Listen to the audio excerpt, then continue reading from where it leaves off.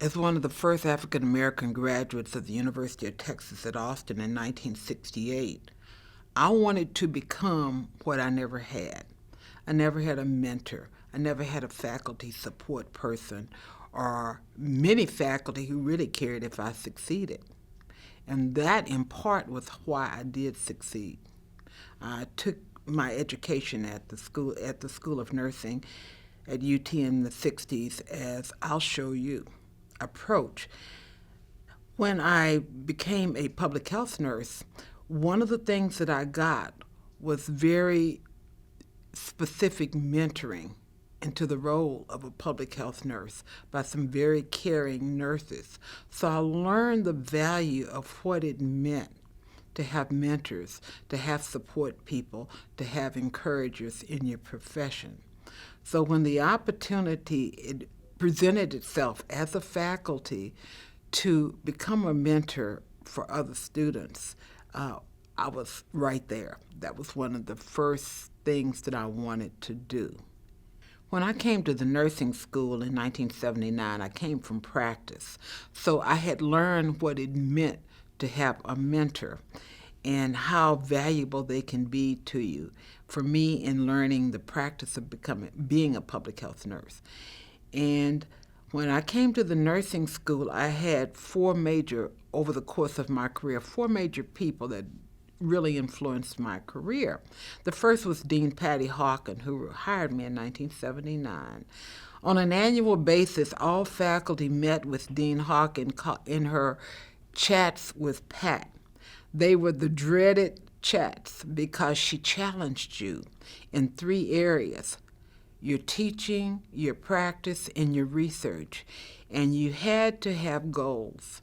And she remembered them better than you. So the following chat, you had to show your progress. So that was a challenge, and it really kept you scrambling because you did not want to disappoint.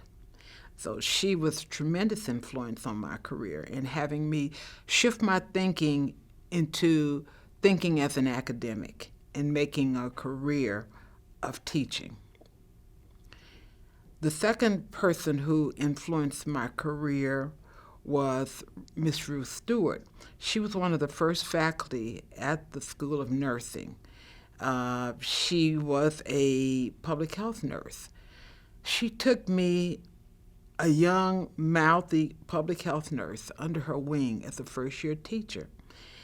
And she guided me toward career things. Often I was kicking and screaming and didn't want to do it. But she casually offered suggestions that she really seriously meant for me to follow through with. And it took me a while to realize that. But ultimately, it led me to national seats, if you will. I was involved in the early American Nurses Credentialing Center in a generalist testing, in test taking, selection of the items for national testing, that ultimately led me to being chair of the American Nurses Credentialing Center. That led me to having a seat on the American Nurses Association Board of Directors, all influenced because Ruth Stewart said to me, "You need to do this." She was also a co-sponsor of my admission to fellowship in the American Academy of Nursing. She encouraged me to put forth my name to become a member of the Texas Board of Health under George Bush.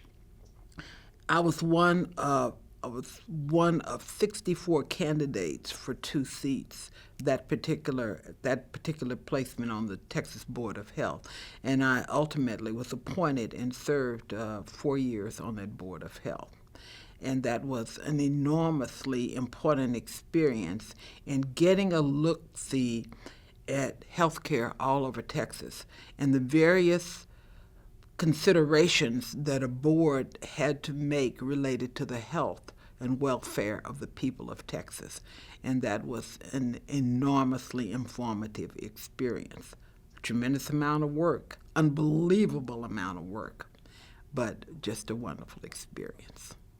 The third person that was a major factor in my career and in my life, and still is my dear friend, Dr. Beth Stewart.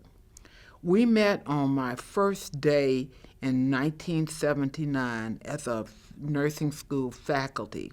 She approached me with a big smile and welcomed me.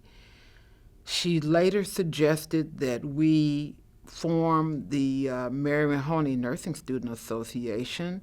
We became research partners. We were cheerleaders. We got our doctorates at the same time. And we ultimately just supported each other in what was often a very difficult environment. The fourth person was my husband, Ron. As I became busier in my career, I had a reluctance. We had a young child, and he says, I can handle this. He took increased responsibility for the management of our son, our household. He encouraged me as I advanced in leadership. I had more to do at home in terms of work, study, preparation, and he encouraged and supported that, and I could not have done it without his help.